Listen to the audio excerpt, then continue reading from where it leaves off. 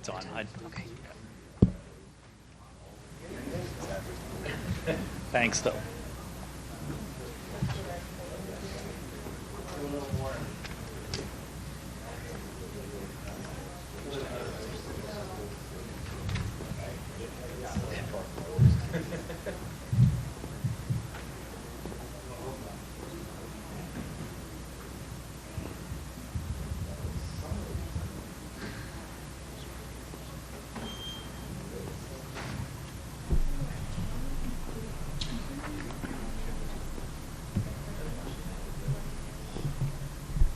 Okay, I think we're ready to begin.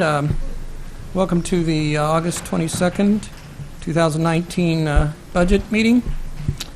We'll stand for the Pledge of Allegiance led by Mark Schreiber. Councilman Schreiber, please.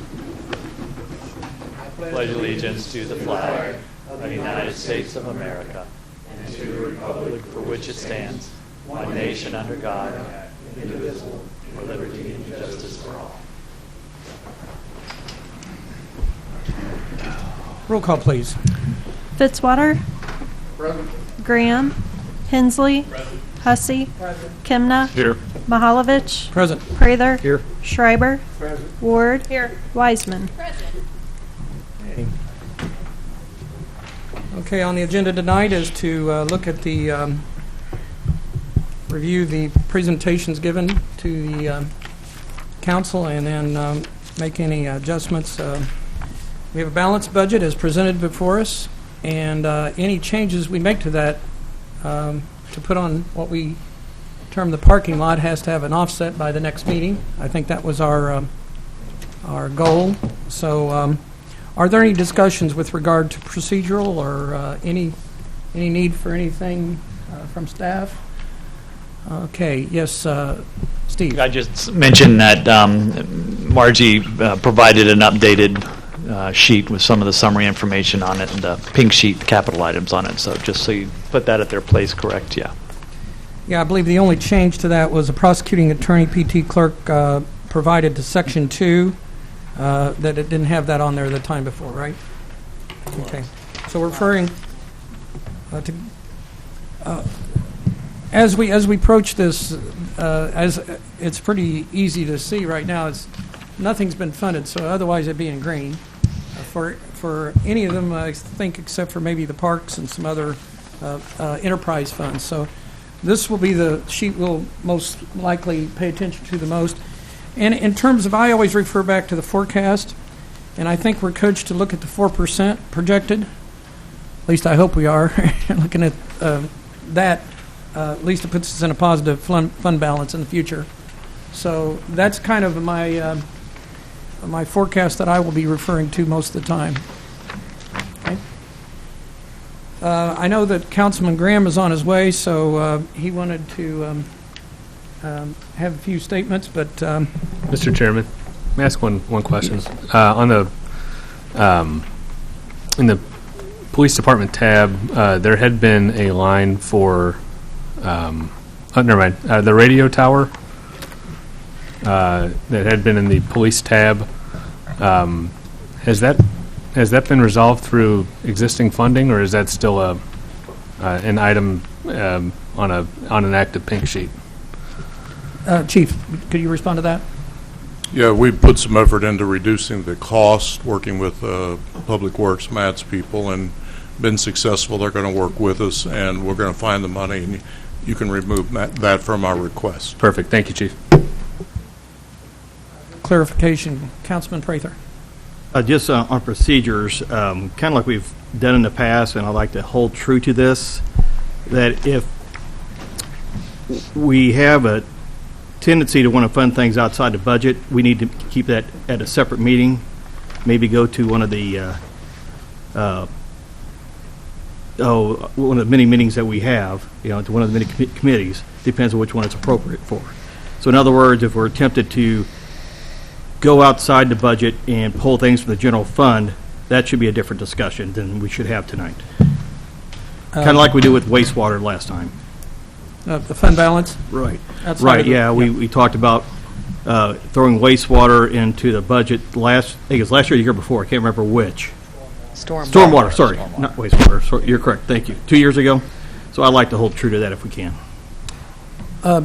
Since you bring up the topic of fund balance as being outside the budget process, wonder if we could get some sort of clarification on fund balance policy. Our city administrator has coached us on going to a 20% fund balance, and we created a policy as a part of a process that was about 3 or 4 years ago, and we kind of started at about 17% is what we finally resolved to as what I would call, in my own terminology, restricted fund, and it's sort of restricted by policy. And do we know what the kind of the wording of that is, or can you? Yes, we do have a financial policy in regards to the minimum fund balance. We've got a paragraph on it, a couple paragraphs on it. It's entitled Reserve or Stabilization Accounts, and the purpose is to provide guidelines to the City Council and staff for establishing, maintaining, and performing an annual review of the minimum and target fund balance reserves. The background is a minimum general fund reserve policy is generally considered a prudent and conservative fiscal policy to deal with unforeseen situations and long-term financial planning. Some examples of unforeseen situations include, but are not limited to, unfunded federal or state mandates, economic downturns, revenue shortfalls. Then it goes on to define the policy as the city calculates an unreserved, undesignated general fund balance at a minimum of 17% of operating expenditures as originally adopted for the general fund budget. These funds will be used to avoid cash flow interruptions, generate interest income, and reduce needs for short-term borrowing. All other funds, if they're not subsidized by other funds, shall maintain a minimum of 10% fund balance, for example, the wastewater fund and parking fund. The reserves shall be used when approved by formal city council action. Some examples of situations when approval by formal city council action is required include, but are not limited to, large one-time costs, unanticipated budgetary shortfalls, to mitigate service impacts during a significant economic downturn in the economy or significant and unexpected loss of revenue, catastrophic events or natural disasters that threatens the safety of persons and property within the city, and the city that the city sustains unexpected liabilities created by federal, state, or other mandates out of the city's control. So that's basically what's in our policy regarding the general fund balance and the use of fund balance. There's nothing specifically that says you can't use it to balance your budget, but I think the intent is that, a balanced budget is revenues matching expenditures, not a transfer of funds out of the fund balance. My opinion. Okay. Councilman Graham. Thank you, Mr. Chair. So, Margie, I heard you say that for parking and wastewater, it's 10%? A minimum, yes. A minimum. So if we're above 10% in those two areas and we're short in the fund balance, can we move money from these? You can't move money from enterprise funds or other funds into general fund. Okay. Any further questions with regard to this topic? The Finance Committee does get a report every meeting on this particular item. Watch it close, and I think we also have a list that we look at occasionally to say what can be funded if it is greater than 17%. Okay. My own mind, I think there's some uncertainty of the impact of the flood and tornado, and that some of the fund balance will be used. I think that was confirmed by our city administrator. Correct. Within this year. So, Margie, would you kind of give us your best estimate of when you can confirm how much our carryover would actually be from this year? Well, I provided some information to Steve. We're still compiling it. We've got hours and dollars for non-exempt staff, but not exempt staff. Okay, you can go ahead with that, but my central question is, when will you know Oh, what our when? fund balance will be? So our year end is October 31st, and because we're on an accrual basis, we won't know a more definite number until probably the end of the calendar year, because usually within 60 days of the end of the fund balance, there could be bills that we're still paying for the current fiscal year. So usually not until the end of December. And hopefully, the bills that we're talking about with the tornado and flood will have been paid by then. You can go ahead into that conversation you were leading into. if So you'd we've like. got some hours and dollar amounts for non-exempt staff that we know of. We have some accounts payable bills that we've paid, and we know of others that are going to be coming in shortly. So we're still compiling the information, but guess? No. Okay.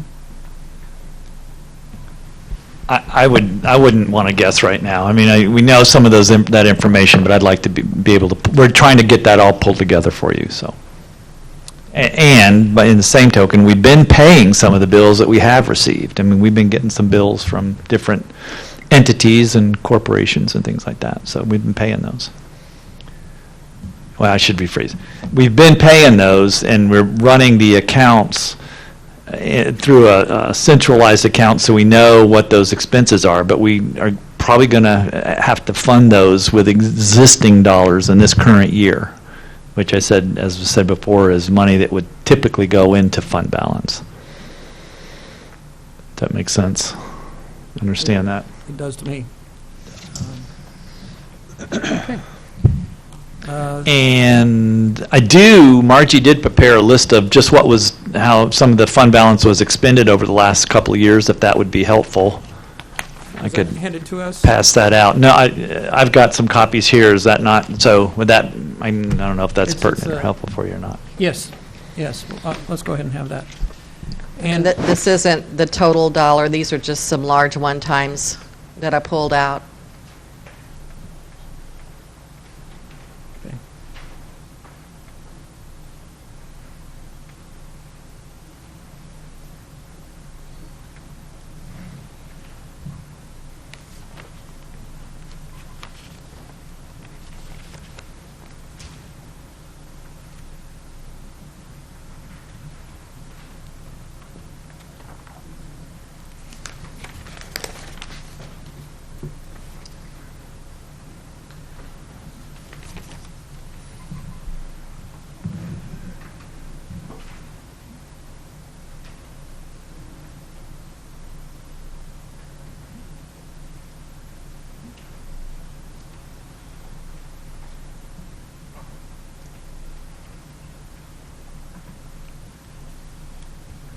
Okay. Okay, I'm open for recognizing any of the council at this time, and even Council Lady Weissman, if it's appropriate, without any discussion.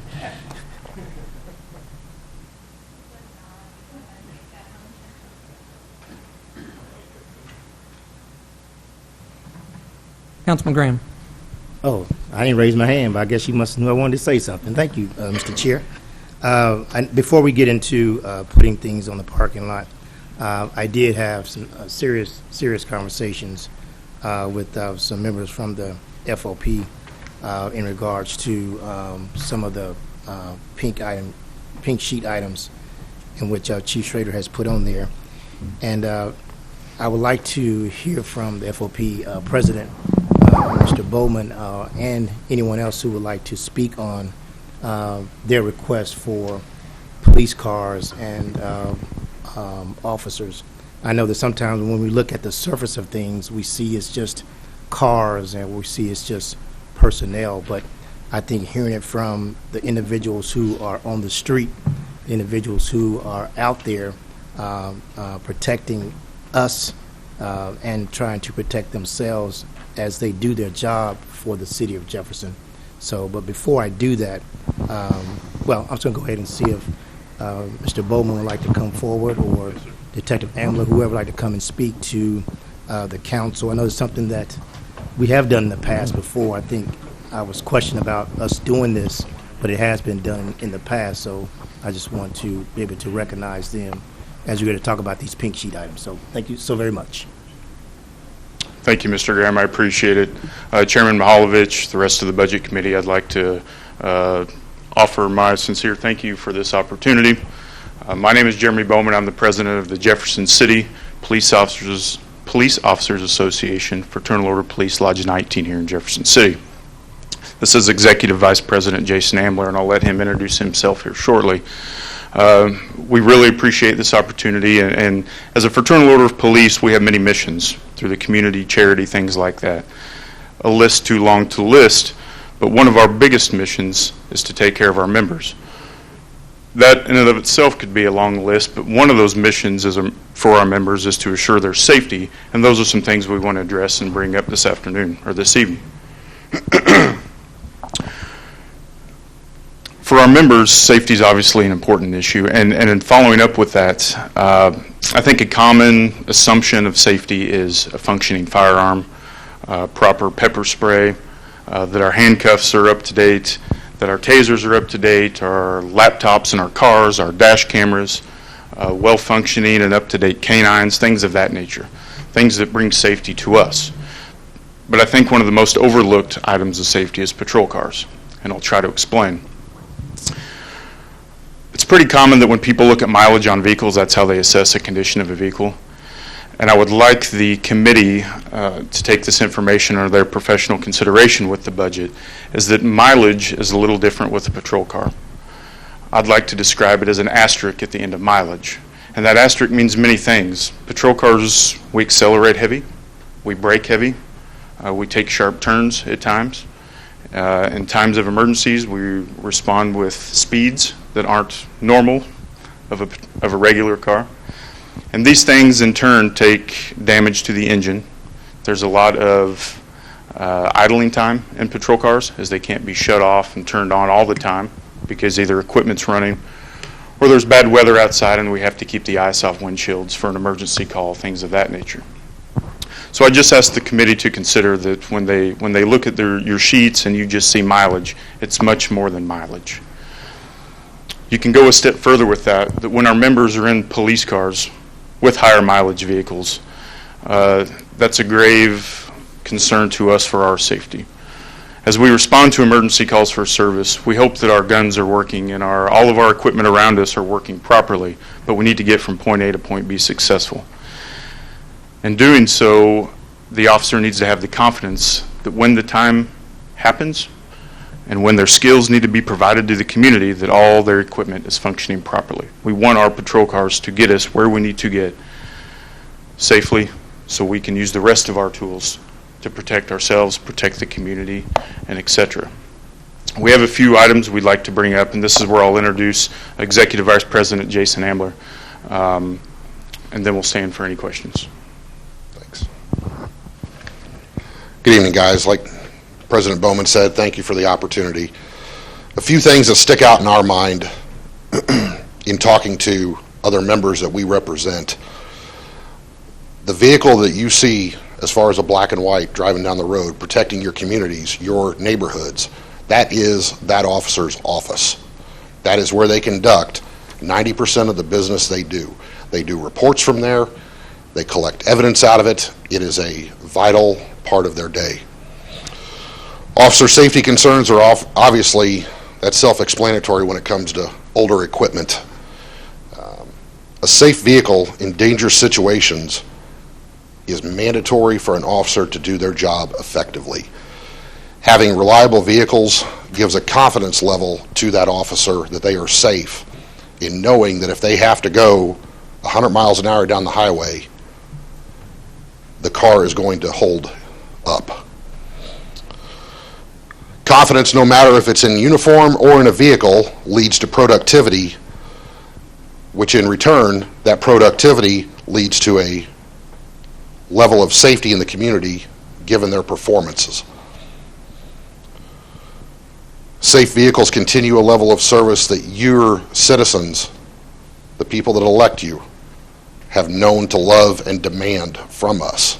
We want to continue that. As President Bowman said, I would caution that when you see a clean vehicle, that's a reflection of the officer.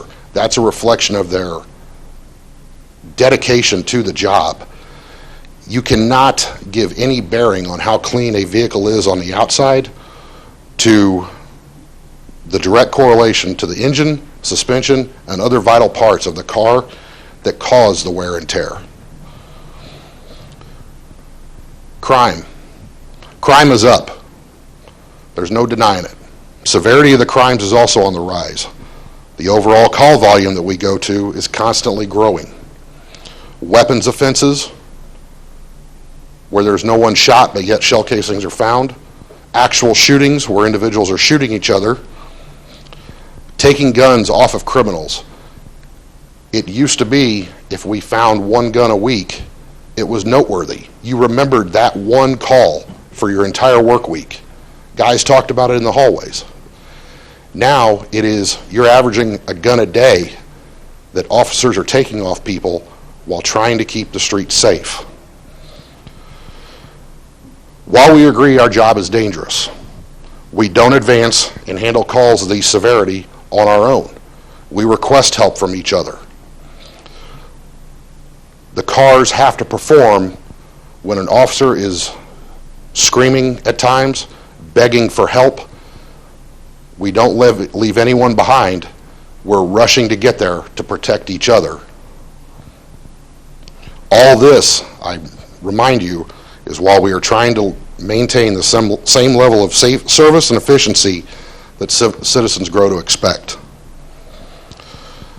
The high mileage that's talked about on some of these, on the cars that are being requested to be removed from service, they are expected approximate to have 140,000 miles approximately if they are not replaced. That crosses into a danger zone where these cars are going to have to be grounded because they are not safe for our type of driving when we have to. The argument of doubling up officers to cut down on the mileage does not constitute the lack of coverage that you give to the citizens when we do that. There is no greater priority or function of a government entity than to provide health, welfare, and public protection to its citizens. When we talk about the officers that Chief Schrader has requested through the budget, salary is always going to be a topic of discussion. I think all of us in this room can agree tonight's not the night that we're going to address the shortfall and how to correct it. I will caution that in talking to other members, we are on a dangerous slope of falling out of the competition. It used to be Jefferson City was where every officer wanted to come. We're slowly falling out of that competition. I just caution that we need to be aware of that. The pride and tradition that we carry as officers can only go so far. I thank you, and like President Bowman said, we're more than happy to answer any questions. Any questions for Officer Bowman and Ambler? Follow up? Councilman Graham. I just wanted to say, as the chairman of Public Safety, which is both police and fire, I appreciate what you guys do each and every day, and I'm sure I'm echoing the words of each and every one of these council members and our mayor of here. So I just want to say that it's up to us to make sure that we keep pushing to make sure that you all remain safe as you all keep this community safe. I know I read in the paper each and every day someone being arrested for a gun charge, or I think today I saw in the paper someone made a terroristic threat here in the city of Jefferson. Those things are the things that you all face each and every day. And so I would just ask this body, as we get ready to go through these through this pink sheet item, that we strongly consider the police officer as well as the police vehicles as we move forward. So I know it's not going to be a nice scenario for us, but I think we need to keep this at the forefront as we go through this. So, thank you for being here tonight. Thank you very much. Yeah. Thank you.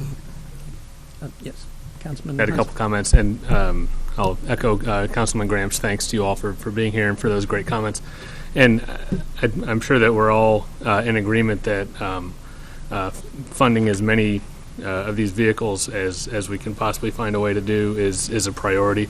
And I'll just say, maybe a month ago, maybe a little over a month ago, a few of us had just finished having dinner over at Echo Lounge, and we were standing on the sidewalk there on Dunklin, and as far as we were concerned, out of nowhere came at least an 8 or 9 vehicle high-speed pursuit that one or more of you all may have been involved in, flying eastbound on Dunklin a little bit after dark. So at that point, it might have been 8:30 or 9 o'clock at night.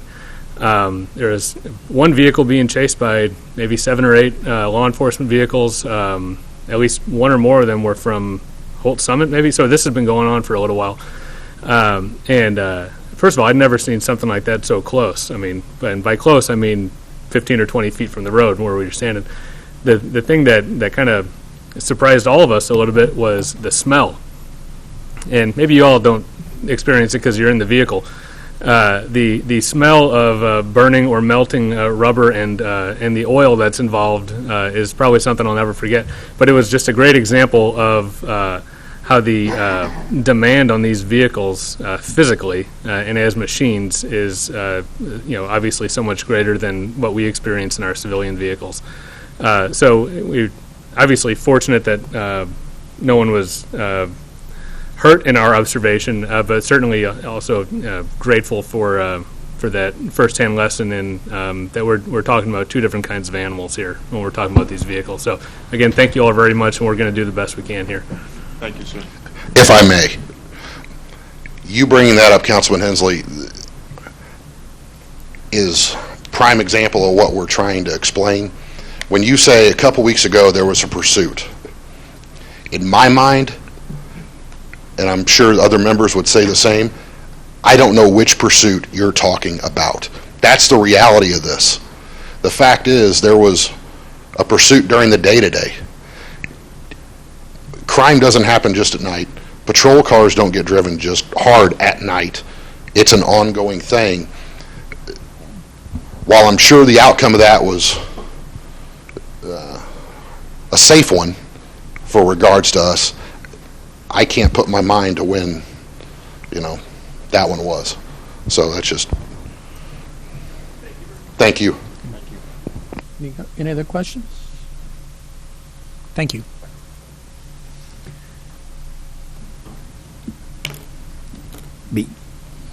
Councilman Graham. Just before we jump into the pink sheet items, I know this has been heavy on my mind, and I said something about it last week. As relates to under the pink sheet item for police and the radio tower, I was going to ask tonight if that's something that can be removed from the pink sheet item request, and to see if police have that in their budget to do that now instead of waiting to the end of this budget process. So this is a $15,000 request. So I'm asking Chief. They already taken off? Yeah. Oh. Right before you got here. Oh, well, thank you so very much. No. Now let's get started. Let's go.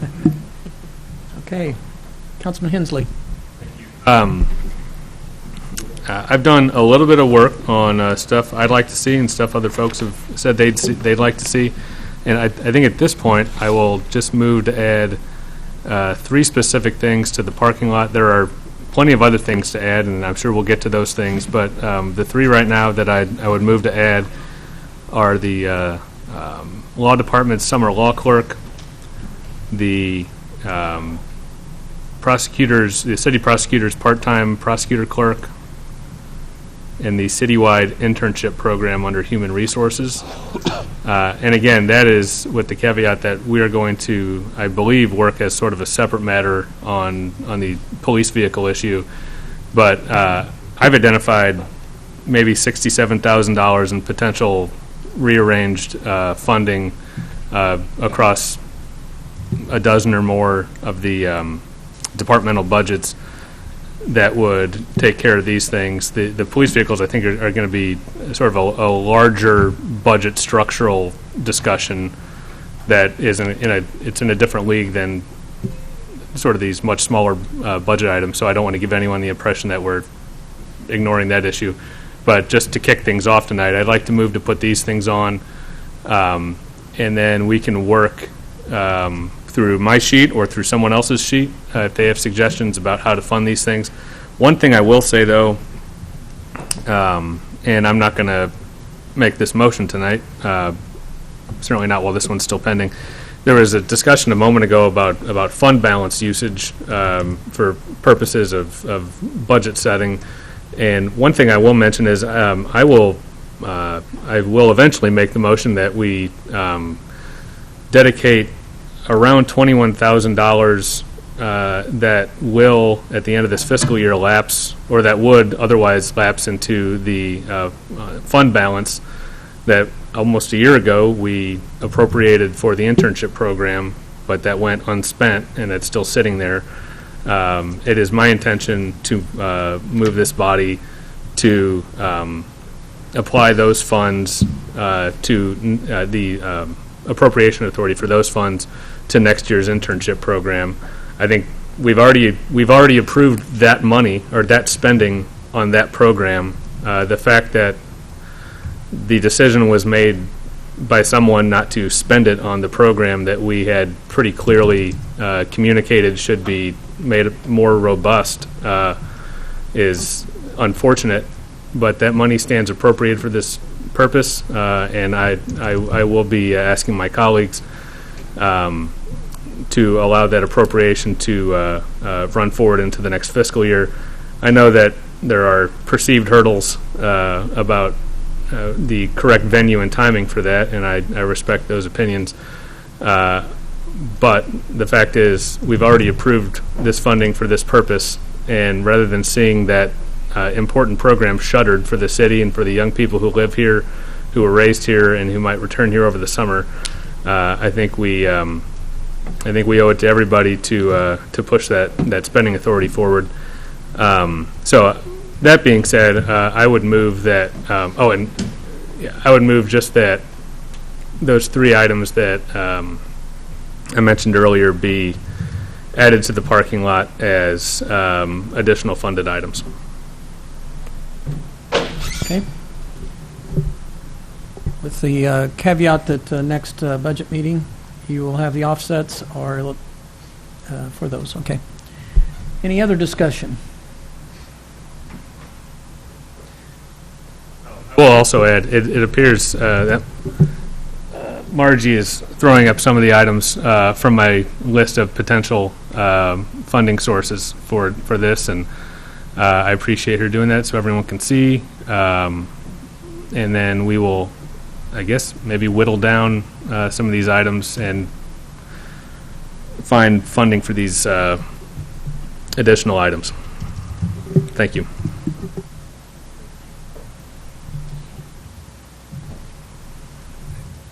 Councilman? Just procedurally, do we formally go through the motion, second, and vote on these additions, or is it just throw things up there and have until next meeting to clarify or to work it out? I mean, I don't internally, believe during these deliberations. I think your task Okay. with the offset. So I'd say it's like a nomination. You Okay. don't need a second. And my only point was I didn't necessarily want to dedicate the entire time of this particular meeting to this particular purpose if there were other items that we wanted to get to, knowing that we had next meeting as well, if that was appropriate. Sure.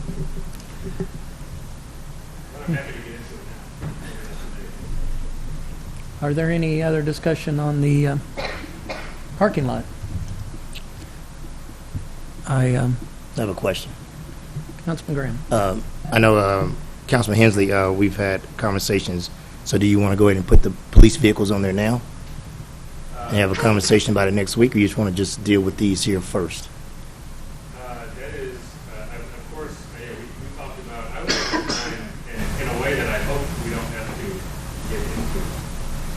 that on. In a way that I hope we don't have to get into, identified up to a couple $100,000 more. I'm sure not all of that will be able to go to this purpose, but roughly 5 vehicles worth just from looking at the budget. I'm wondering though, and we've had the discussion about fund balance tonight. Are there other, and I've spent most of my time just going through the tabs in this enormous binder. Are there other revenue sources available for this? Is there sales tax funding that can be dedicated that's already been earmarked for police vehicle usage, where that it wouldn't be a stretch to apply it to this? Sales tax G has been used for fire apparatus and fire vehicles. I'm not sure in the past if it's been used for police vehicles, but the message to the citizens when sales tax G was voted on just included some pretty vague language about use for public safety, for equipment. It didn't. I don't think it specifically said we're going to buy police vehicles out of it, but I don't think the language that was used would preclude it. Do we have a sense of roughly how much would have been specified for police department or potentially police equipment or vehicle usage? Yeah, the sales tax G had it broken out into sections about the use of the money for public works, public safety, parks, information technology, and it did have over the life of the 5-year tax, the total estimate for the revenues were $25 million, and of that, public safety was $5 million. That's over a 5-year life of the sales tax G. So that's about and $1 million. That's split between fire and police. So that's about $1 million a year. Mm-hmm. Steve. And I would just add that I know that there were several projects that were discussed as part of the police, and maybe Chief Schrader could certainly speak to those projects in more detail if you wanted to. I believe there's $500,000 in there scheduled for this year, Chief. I don't remember. And do you have a priority of that $500,000?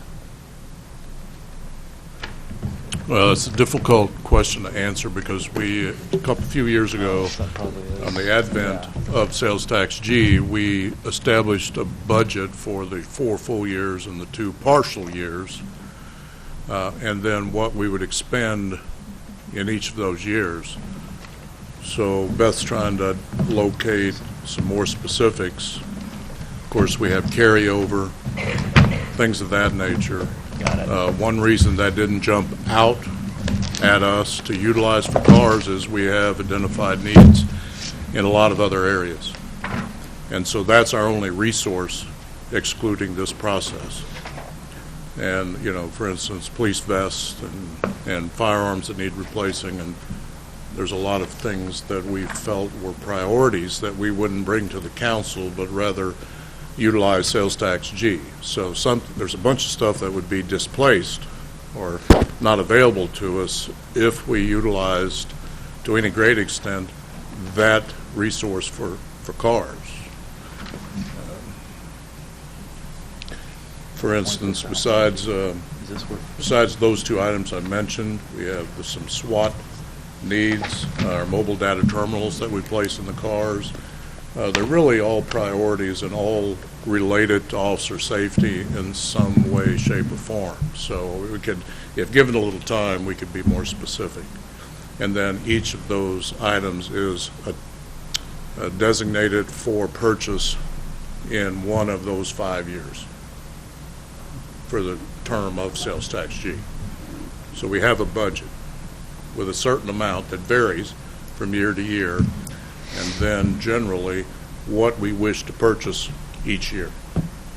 And cars are not one of those. It doesn't mean it's not an absolute priority, but traditionally that's how we supplemented our budget for other public safety or law enforcement needs. Thank you. Councilman Hussey. Margie, I apologize if I have this in front of me, but the sheet you're referencing in regards to sales tax G, that, and I know that at times I think it's given to the Finance Committee, is that something that can be shared with the council, just so we have a sense of the Yeah, breakdown? I'm referring to a brochure that was put out Well, just, I guess, for the... or do we have, I guess, maybe not the brochure, but if we have like a, Actual ballot language. well, not ballot, well, that, but also just current status and where we're at. Tab I mean, 3. Is that in tab 3? Tab 3. Because I know we mentioned, okay, so here's my point. We mentioned the Three, still tab 25 million Yeah. as being available, 333. which I get, but like, and I know that budget-wise, that's a safe number, and some projects go over, and there's a little bit extra. And I just wonder, like, since our sales tax projections in the budget for the city, I mean, they're pushing in 2020 about 11.8 million, which is closer to what I assume would be 5.9 million per year in that particular half-cent sales tax. Like, are we hitting the point, and maybe this is a conversation for sales tax H, that it should be budgeted as a $30 million sales tax, $6 million a year, as opposed to the 5-year 5? Like, is there space in there? Do we have unspent money in that sales tax on an annual basis? And Steve's laughing because you kind of wait till the end and things balance out. I get it. But are we overlooking a source to get a vehicle or two, whether it's police or some other areas? There is gleaning. We've used that term before, but if you remember, on our Finance Committee reports every month, we have spent that money Okay, on Fire Station 2. that's right. And other things. And then That's not sales tax money, that's general fund. Oh, that's our fund balance over. And then I want Right. to clarify, Steve, just so I make sure, earlier your comment about the fund balance and disaster and tornado flood, and you said, is that clear? And I think we all said yes, but I just want to make sure that I heard you, that because the comment's been made, we're going to need to use the fund balance. And I think what I'm hearing you say is that the net at the end of this fiscal year that would normally go to the fund balance is what we're dipping into. And so your hope is that the current balance of the fund balance would not necessarily need to be touched, that really what is going to have to be spent is what you usually project every year and through cost savings and holding expenses tight, that instead of like we did in 2018, well, 18 is probably a bad example because was a slight decrease, but you go back a couple of years where maybe $1 million was going into the fund balance at the end of the fiscal year, your projection would be that's not going to happen this year because we are going to have spent that because of these disaster expenses. Correct. It would be less. A month ago, I might have hoped that we wouldn't have to have any supplementals out of, the fund balance. That just remains to be seen. But yes. And the other piece of it that we don't know, we expect, but just don't know the number of what the FEMA reimbursement will be and when that comes in and, over time or how that comes in. So there's another revenue piece that will be coming in to have council figure out how to deal with that when it does come in. Yeah, and I guess for clarity's sake, to ease my mind, is that you're not anticipating that we're going to have to go below 17% at this particular point in time because of that, or We may have to use, so we may. okay. And the alternative would be is just to do everything the way we've done it, and then, we got a larger fund balance, and then we start doing a whole bunch of supplementals. But the problem is, we have bills coming in now. I mean, we've been paying them, and so, somehow we got to figure that out, and it's really, to me at least, it's taken out of one pocket before you put it into the other pocket. So just the two pots that a lot of people look at to fund major things is the capital improvement sales tax. Mm-hmm. We've gleaned a lot of that. It's offset increased expenses on some capital projects, so it's not And the second thing, the fund balance, which is shaky at 17% at best and a bit uncertain moving forward. And an item that you brought up also is to look at, additional revenue sources. I mean, that's an option too. And don't mean to throw, a wrench in it, but we also are still waiting for final numbers on health insurance. So I need to be able to, we're trying to get that hopefully by Monday. Okay. But Thank you. Councilman Prather. Kind of follow up with Steve on. I'm sorry, can I just finish something? So on page 332 and 333 are the sales tax kind of numbers there. So it's a little bit of a summary, and you can see some of the project pieces, and so that information's there. Doesn't mean, you can't use it for other sources, as Roger noted, so, sorry. No, you mentioned the disasters, and we don't really have a number. Are we going to have to rebuild the airport terminal? Yes. Yeah, And where's that money coming from? Council. Personally? Yeah, well, the staff is now, and Matt may be able to add some more on that, but staff now is looking at potential funding sources and what sources may be out there for mitigation kinds of funds and things we may be able to use for that kind of project now. We just got I don't know if it's been delivered yet, but we're getting a trailer out there to help, provide some office space out there during the interim. And we've got a lot of things to still work through, but following our own rules, and I think some of the realization of the terminal status and condition will probably need to be demolished and talk about, what replaces it and when and how. And that's a long process. So we got to have a discussion and what do you all want, and then figure out some design and get some costs. So that's not a year process. That's a multi-year process, or at least two. Matt, I don't know if you have anything to add to that. We had an airport advisory committee meeting last week, and I was real impressed how staff had really outlined a plan for how to proceed. I was real interested in telling our people that are out there renting from us to have confidence that we're putting money back into the airport, and we are.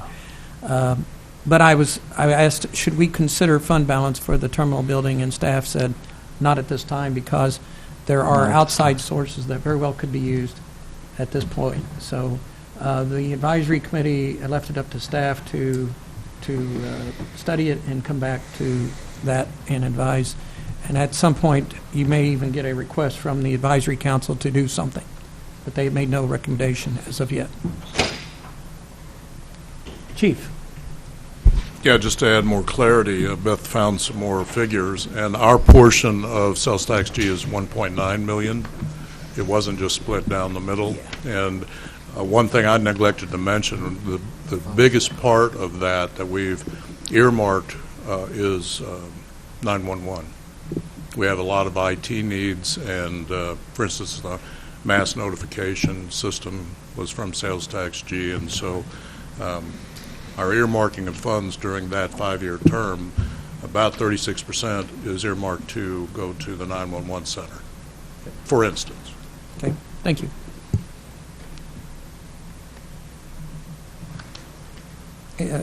Councilman Hensley. It's okay. Chief, just to follow up on that, I found the correct tab with Steve's help. So would the 911 items be under the police renovation and upgrades line, the PD information systems improvement?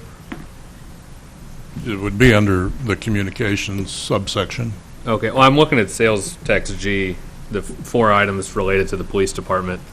You had police field operation, or I assume it's police field operation equipment, tabbed at around 60,000. Police, I assume renovation and upgrades, around 300.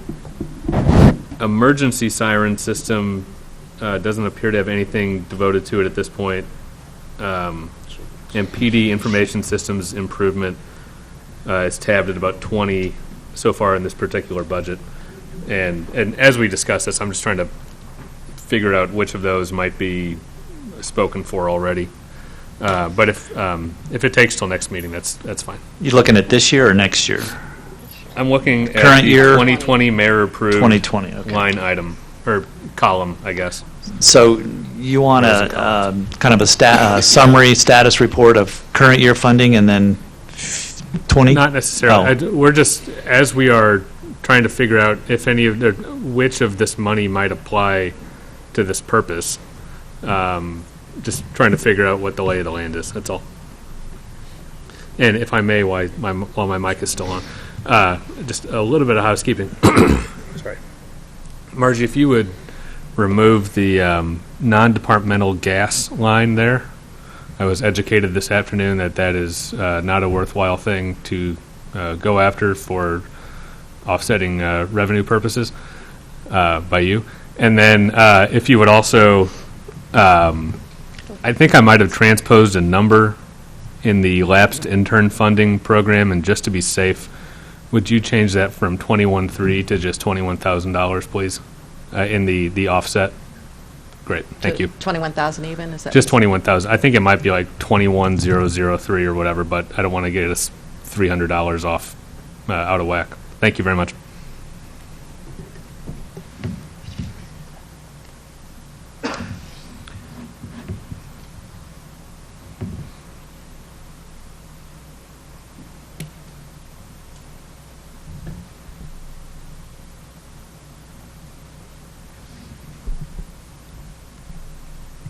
Just for the occupy dead air, I won't sing. But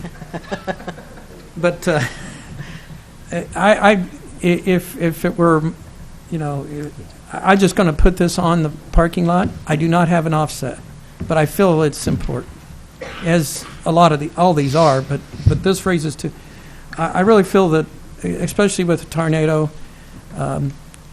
It's going to be, we're going to be asked in more than one way to come up with creative ways to try to rebuild. So I believe that the Chapter 353 request from law at $15,000 is important. It's a tool, it'll be another tool in our tool bag. 353s are used. If you remember the discussion in absence, we have our counselor here, and you can test me and see if I'm. It's used in the same way that our housing authority as a land clearance authority is today. So we have excellent working relationships with our land clearance housing authority. They have a great board, but in absence of that, this would be our tool. And then it gives us a bit more flexibility. I don't know, Counselor, if you'd like to say anything else. What's? Yeah, that is. Yeah, we're done. That's one mechanism that it can be used for. It's a really flexible tool, and so that is but one thing that it can be used for. Right answer. Okay. Time's up. Got to buy a vowel here.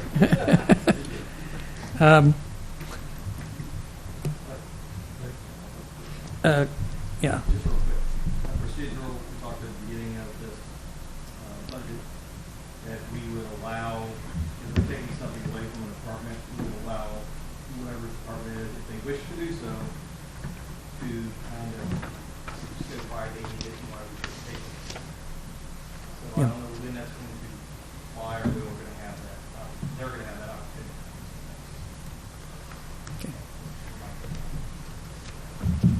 Councilman Graham. Yes, I know that a couple of council members had a conversation about 5 police vehicles, but I think that we can somehow squeeze 6. So I'd like to put 6 police vehicles on the parking lot. I know the conversation wasn't too good about an extra police officers, but I'm going to start at least with 1 additional police officer. And then I have a couple of questions, too. And I'm just trying to get educated. Can someone tell me about the jail tax?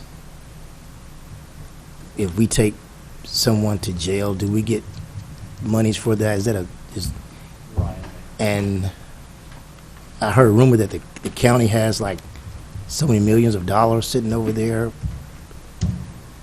Just if somebody could explain to me what the jail tax, do we get into that, any of that revenue? Could that help offset something? I think you're referring to the law enforcement Law tax. enforcement, Yes. And that, of course, I think was promoted to build the jail, Mhm. and the city doesn't receive any funds from that tax. It's the law enforcement tax, I think the wording, and I've checked, it basically says county law enforcement, which has been interpreted as only county law enforcement, not law enforcement within the county. Therefore, it doesn't provide any funding for us. That seems odd. So we don't get a dime for. No, sir. Would we be better off just building our own jail?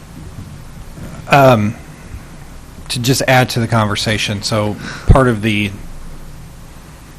agreement when that passed to fund the jail, when the city brings someone to the county jail, we don't get charged for that. That person who is being held is held at the county jail, and in a lot of situations, a municipality would have to pay the county jail to house that person who needs to be held. And here in Jefferson City, we don't pay anything to the county jail to do so. So that is probably a small portion of what that tax covers, but that is something that the city does receive as essentially a free jail.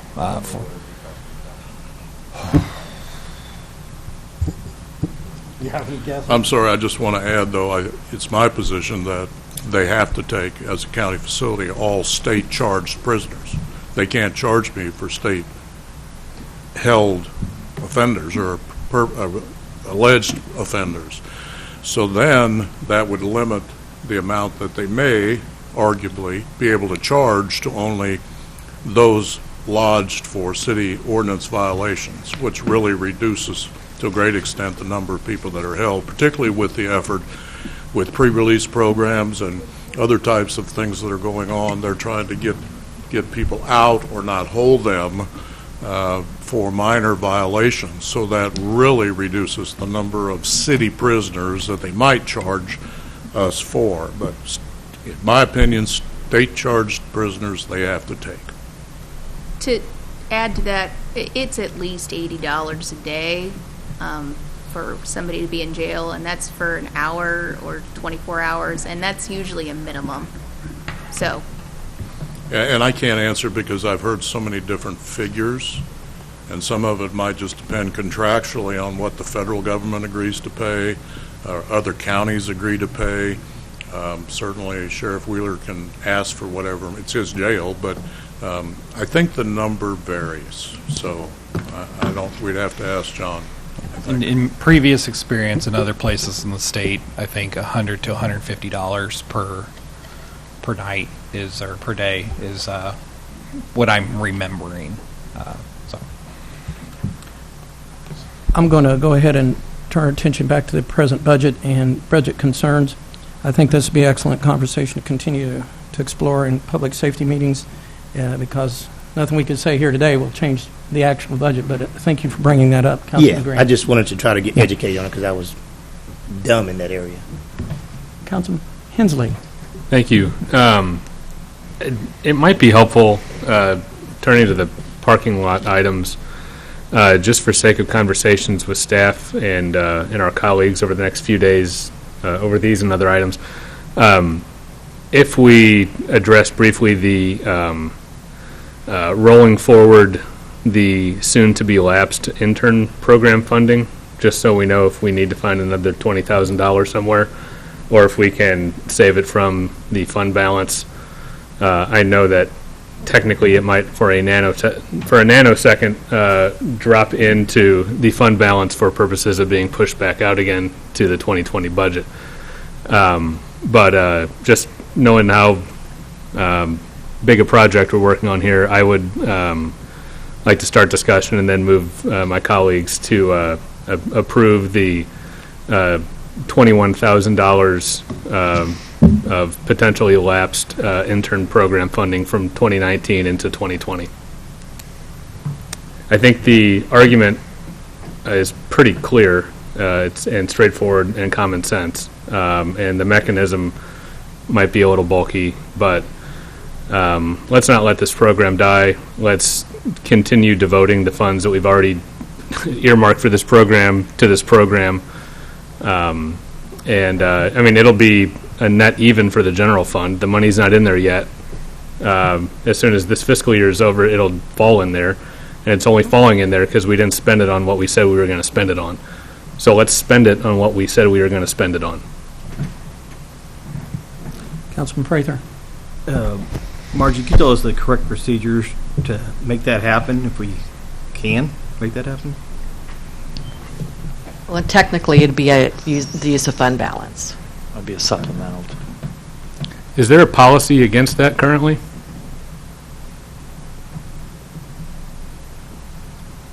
No, technically it would just be a supplement. I mean, it'd be a supplemental appropriation that they decide to make. Is there a policy against? Outside of the budget process. Yeah. Is there a policy against this currently? The policy that we have regarding the minimum fund balance does not specifically prohibit the use of fund balance to balance the budget. It's a slippery slope. It is Yes. balanced. It will remain balanced. This item is only falling in there because someone else didn't spend it. But you're crossing fiscal years. That's It why is it's- a net zero. Councilman Prather. I don't disagree with the worthiness of having the money for being used for what it was originally intended for, but procedurally, I'm 100% against taking anything out of the fund balance while we're in a budget talk. I think it can be done outside the budget. I think that as we did the stormwater, it can be done separate from the budget process. I don't think we need to be dipping into the fund balance for the budget process. We haven't done it in the past that I recall, and I wouldn't like to start it now. Councilman Hensley. I take a slightly broader view of budgeting. I think with budgeting, you are looking at your revenues, your cash on hand, your known expenditures, and your projected expenditures. And if I look at it as on a different project, had we allowed the purchase of 10 police vehicles in the current budget year, and only 5 had managed to get purchased this year, and we had $150,000 that had already been devoted to police vehicles sitting in there, I would feel exactly the same way. It is a net zero effect on the otherwise existing fund balance. I'm not saying let's take 20 grand that's in there right now and put it towards next year's intern program. It's apples and oranges. I completely agree with avoiding drawing from the fund balance in all but an absolute emergency worst case scenario situation. But this, it would not be in there ever if we had actually spent according to our spending directives last year. And the consequence is either additional administrative burden, in best case, or worst case, losing a worthy program. So my motion is on the table. Your motion really in terms of that's the way you would proceed. Just with respect to the $21,000 on the lapsed 2019 intern program, just so we know if we need to find another 20 because of this. Back to procedural, I think what we will ultimately do after these, I consider nominations, which don't need second, we will put them on the parking lot, and at some point, we will have a motion to accept the parking lot in a second, and we will have discussion. So by the end of next meeting, what has to happen? I thought for the changes that I suggested adding, we needed to find approved offsets. I am trying to provide an approved offset with this lapsed funding. If that's not going to be approved by the council, then we got to cut $21,000 more from these budgets. That's what I'm trying to do. Trying to Yes, figure I out how big our job understand is. that. So I guess what, if I'm kind of struggling here for how to proceed with this. That would require us to look at your offsets one-on-one and say, we agree or we disagree. Is that what is that the procedure? If we want to go through every single one of them, that's fine. I'm just asking for this particular one to take the council's temperature. Oh. Because it is a little unique. And if we were going to go another way on this, it would be a meeting, I guess, of the finance committee and not of this whole budget committee. And then talking about doing a pre-supplemental for next year's budget already before this budget's even passed. And why we need to do that, I have absolutely no idea. But yeah, I'm most interested in that one offset. Okay. I'd say then, if you're interested in making that a motion, you can make a motion, get a second, and then we can deliberate it, and then we can pass it or not. So if you want to... The motion's there. Okay. Second. We have a motion and a second to put as an offset the lapse, I can't read it from here, lapse 2019 intern funding. Discussion. Councilman Fitzwater. A question in regard to, for lack of a better term, this proposed process. Are you saying if we're taking money out of a fund, trying to move it to the next year, it has to go right back in that specific line item, or, for the next time we do this, can it come from one and go to fund a separate item? My effort here is only with respect to this particular line item, returning it to its existing line item. Actually, it's not even a line item. It sort of exists out there. It's within like part-time employment and compensation or something. That's how we're running our intern program. But I'm not talking about devoting it to a different use. I'm not talking about to a different budget, to even a different line item within its existing budget. I'm just saying let's continue funding this program with the same appropriation. But just to follow up on the comments from Councilman Prather, there's nothing that locks us into having to use that if we're going to open this process up, and I guess that's my concern, that it's not specific, it doesn't have to specifically be earmarked for that line item. I understand we can do things one at a time, but I agree we're setting up a precedent that I'm not sure we want to head down. I'll go ahead and comment as well.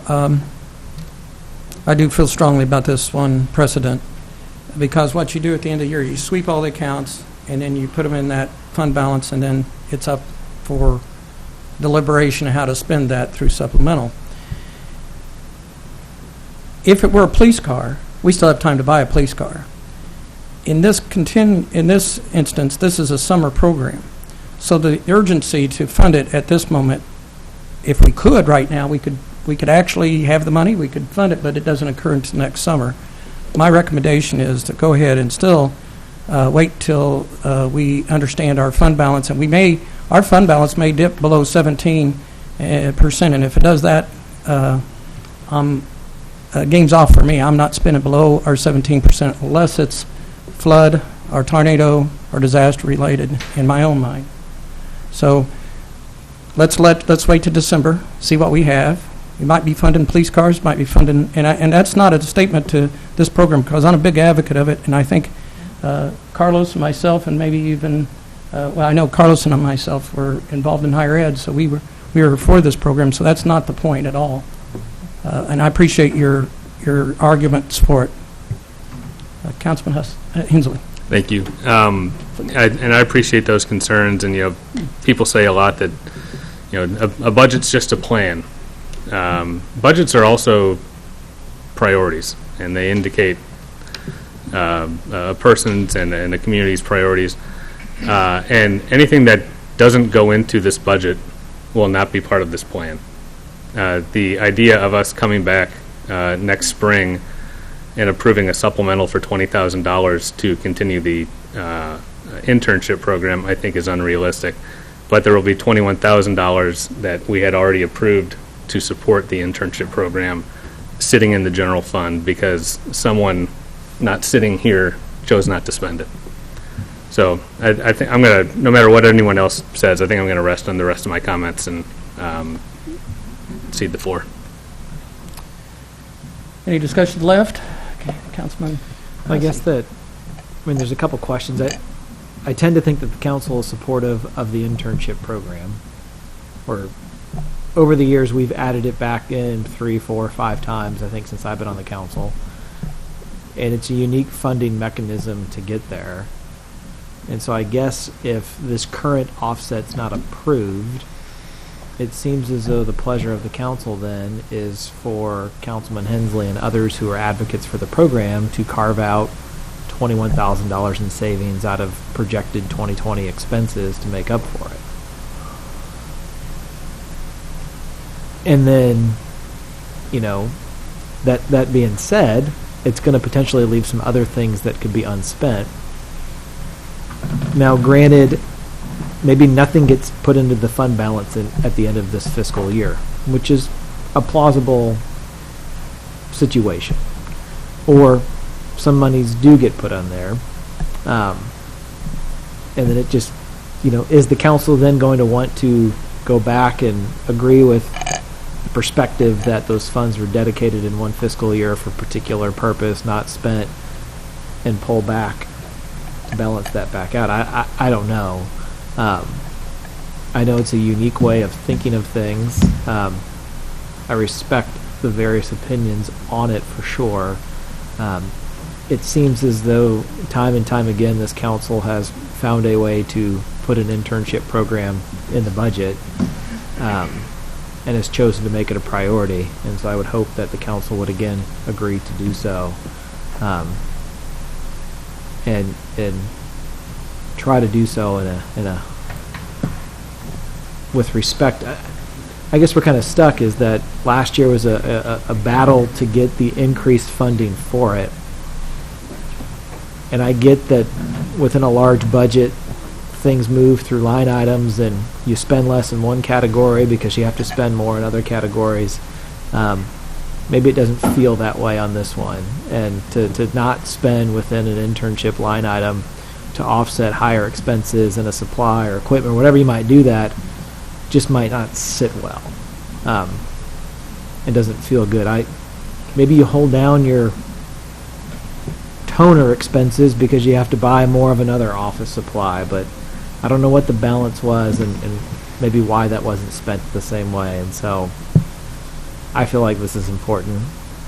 I see the logic, and I don't think we're setting a dangerous precedent by supporting it. Mr. Chairman, I'm going to break my word, if you don't mind, that I promised about 4 minutes ago. And just to wrap it up again, a net zero effect on what would otherwise be the fund balance. And this is roughly the value of half of a police car.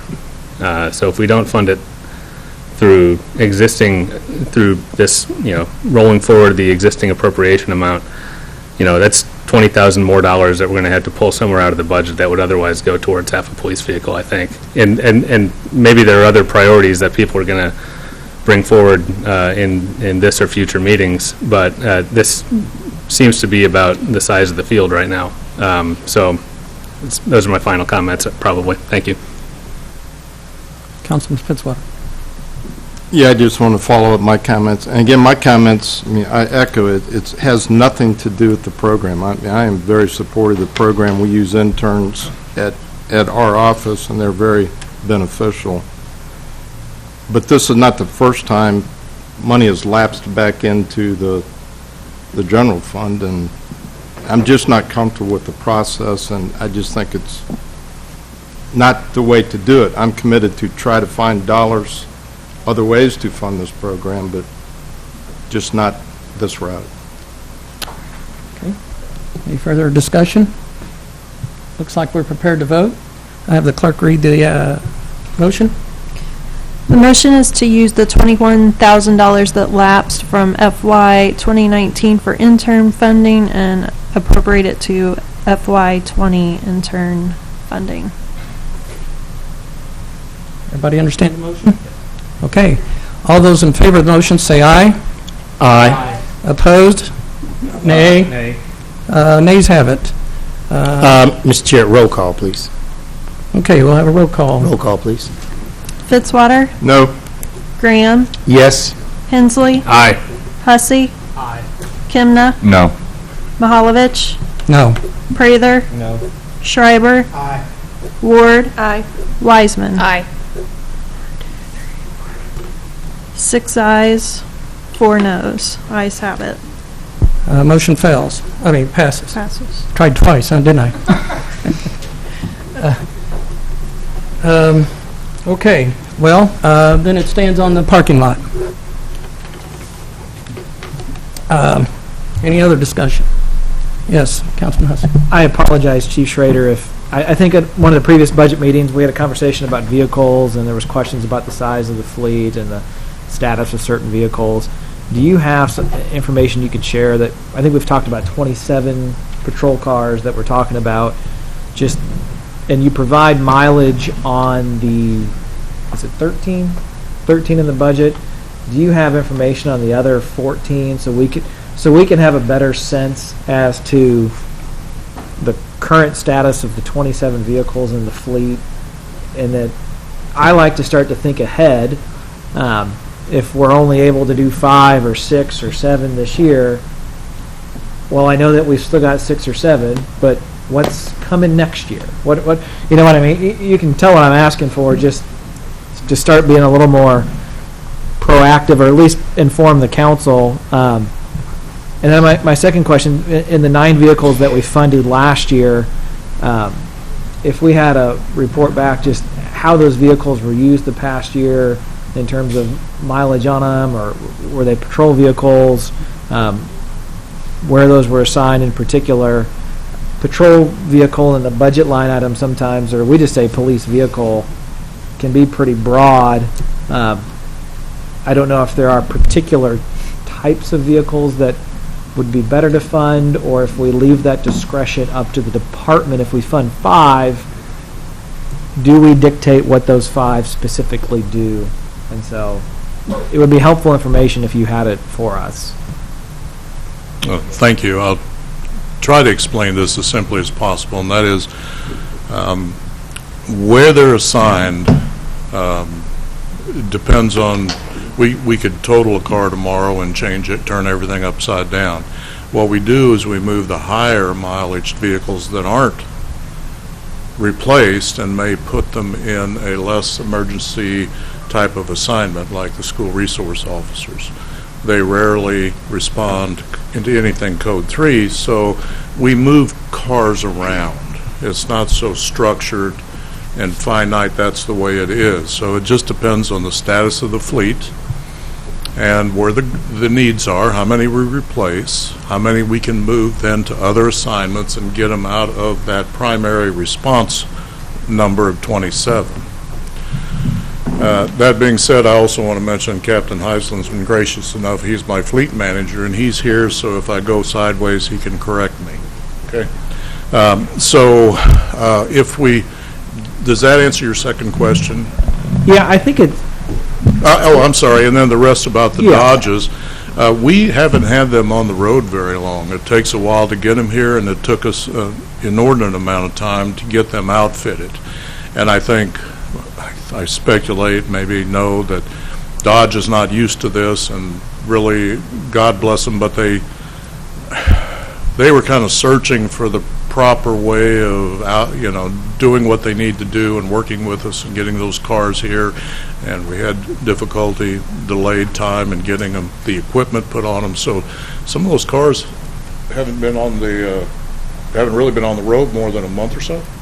Yeah, about a month. So we don't have a history on them to really be able to gauge those. And we will with time, of course. And we got the Dodges because Ford removed themselves from the market. They had a hybrid they couldn't vouch for. Nobody knew anything about them, admittedly, so we wanted to steer away from the Ford. As far as next year, probably the simplest way to look at it is if we replaced no vehicles this year, 13 would go to 21 at least next year. There are 8 vehicles. There are 2 that are kind of in the gray area, so I'm going to exclude them and just say we're going to keep them. That leaves me with 8 additional vehicles, that will be approaching 140,000. Our average projection now for those other 8 is 137,000 miles next early summer, June, when we think they might be here and be replaced. So if one would add the 8 and the 13, that's 21, minus however many cars we may be allowed this year. So it'll be 21 minus approved cars.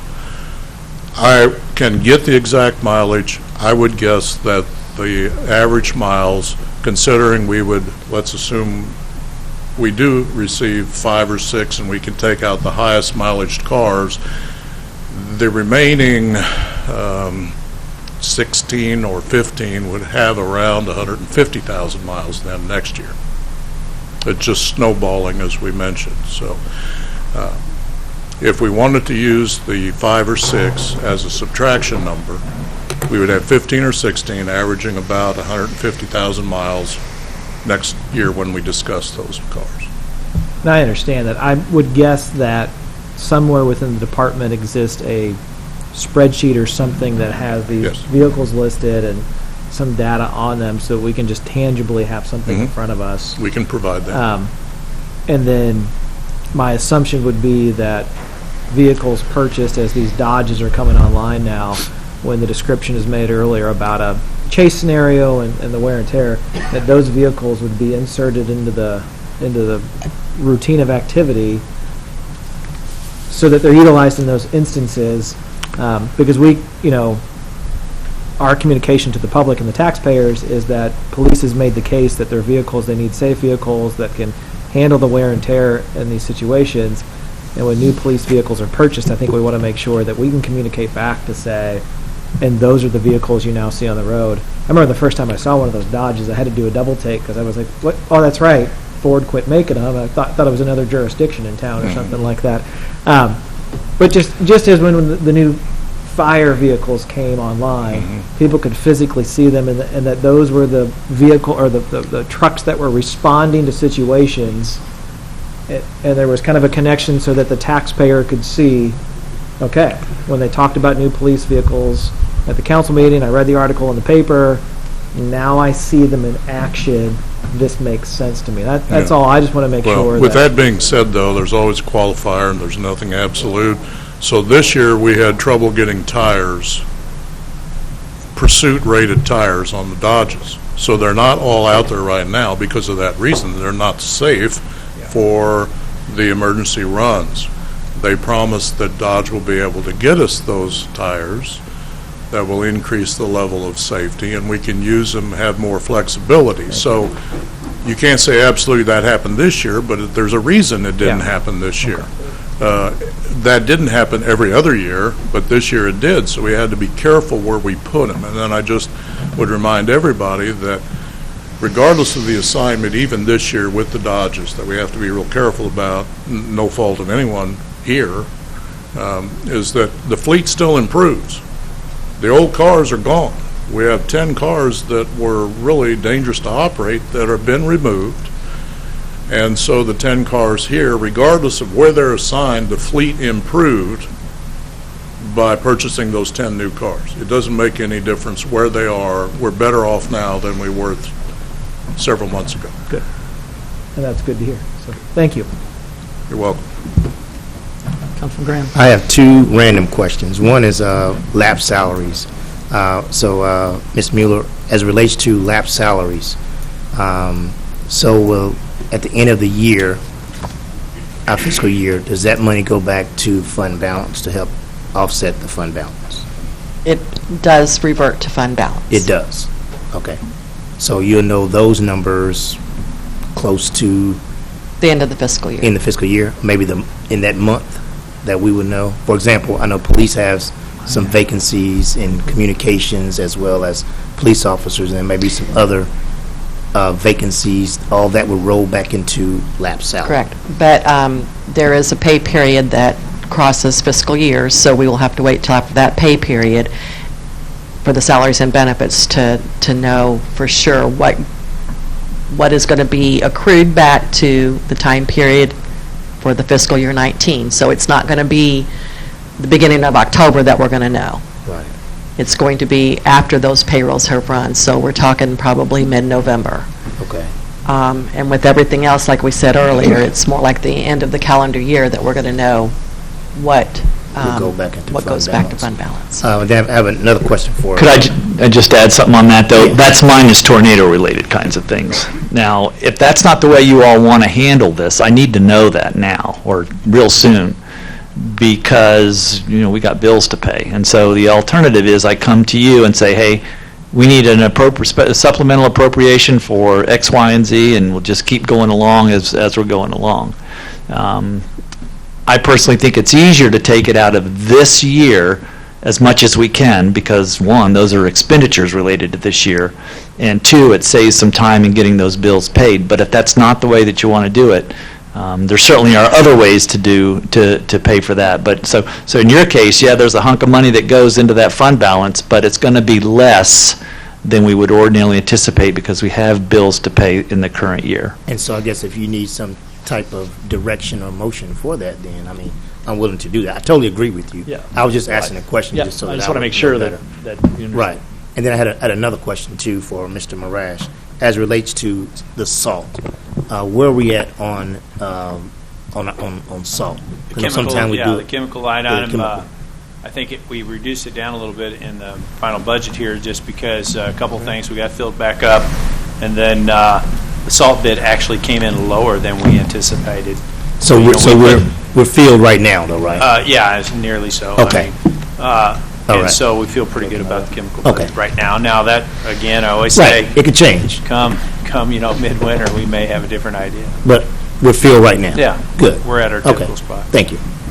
Councilman Hussey. I guess, Steve, I just want to follow up quickly on the tornado and flood spending and philosophical where it sort of comes out of, because really it comes out of the same in the end. Sure. I guess, do you have any concerns for long-term budgeting purposes in future years that this year will be kind of an anomaly in a way, that it'll be harder to have good year-to-year comparisons because we have ended up funding potentially so many things out of the annual operating budget, as opposed to just giving you authority to dip into the fund balance right now to go pay these bills out of a fund balance, knowing that you'll run the normal budget like you and department directors do, that ends up kicking that money back into the fund balance at the end of the year. I mean, it's just another way to account. I guess I'm just worried in 1, 2, and 3 years when the council looks at these spreadsheets, is this going to be a good benchmark year to look at because we have funded things that were of an emergency nature? Am I making sense? Yes, and Marge may want to add to this. My response would be that the items are budgeted now. I'll use salaries because that's the one that I think is the easiest. We've got a money in there for salaries, and for some reason that all that money doesn't get used. Somebody leaves the city, or we hire somebody at a lesser, whatever those things are. So in the budget, we still have that salary number at the full number that goes over the the number of years. I think it's going to be more difficult to make some of the, not more difficult, but it'll be, we have to make sure we understand that as we're looking at the fund balance expenditures, because we're not going to have as much added to fund balance. So, for example, if we were to take, from my point of view, Margie may have another thought, if we take the money out of fund balance, it almost, to me, gives kind of almost a subsidized picture of the budget. We're not really showing in the account all the expenses related to the tornado in the year that they occurred. I think either way it works. It's just one pocket or the other. But, so from a historical point of view, yeah, it's going to, we'll probably have an asterisk down there that says, tornado, flooding, and big kinds of things. But, that can always happen. Margie may want to add something to add to that. Well, as far as your remarks about how it's going to look, like for future, when you look back, obviously we're going to have more in overtime expenditures this year than we would in a normal year. But as far as those other expenses, those accounts payable type of bills that we've been paying, we have segregated it to an account for tornado and an account for flood. So it'll be very easy to pick out and know what we've spent on those items. If we knew the big hunk of money, we wrecked the car and it's this much money, and we could come to you and say, here's the amount we need out of fund balance and we're done. I just don't know yet. I don't, we just got bills that are coming in, and some of the expenses, they're overtime. Well, we spent doing overtime on tornado stuff, but not other stuff that we had. So, there's an overtime budget in there, but we, weren't doing other potholes or those kinds of things.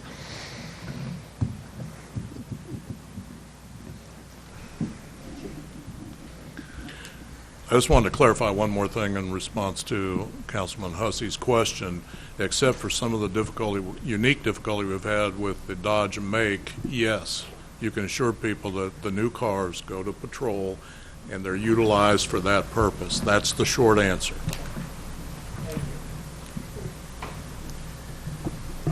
And I know we're going to have huge expenses over time as relates to the tornado and the flooding, but we also going to have it's going to be compounded when we look at the Darnell Gray case. We had officers out there, looking for the child for several days. So that's going to add up as well too. So we look at the full fund balance and not just just the tornado and fire, but look for example, looking at the Darnell Gray case as well too. So all that overtime is going to compound. So I totally agree with what you're saying, Steve.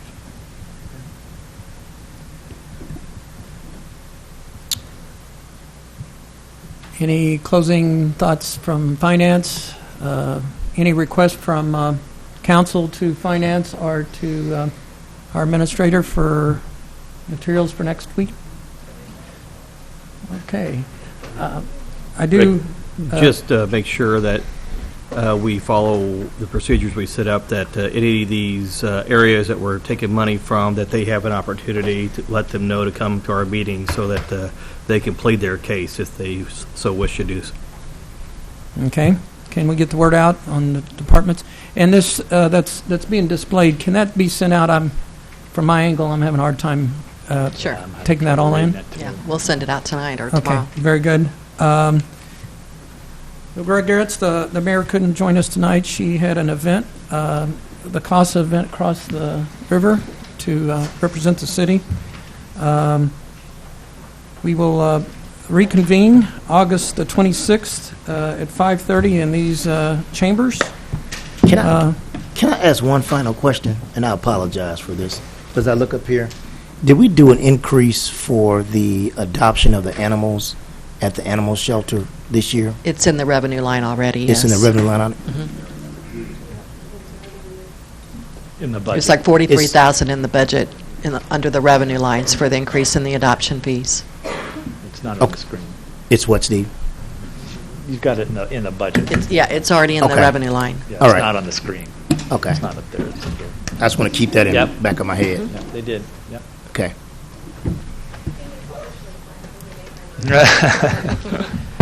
Okay, it's been moved to adjourn. Second. Second. All in favor say aye. Aye. Opposed? We stand.